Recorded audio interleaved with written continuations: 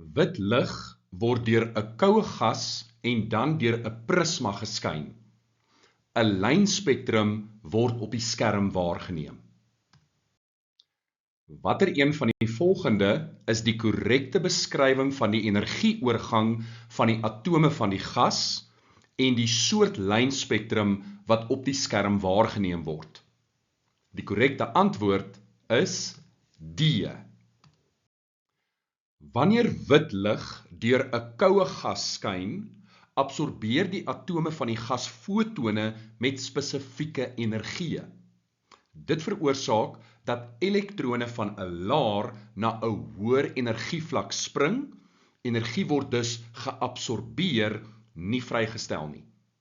Dit lewer dan 'n absorpsiespektrum, oftewel 'n kontinue spektrum met donker lyne waar die spesifieke golflengtes geabsorbeer is.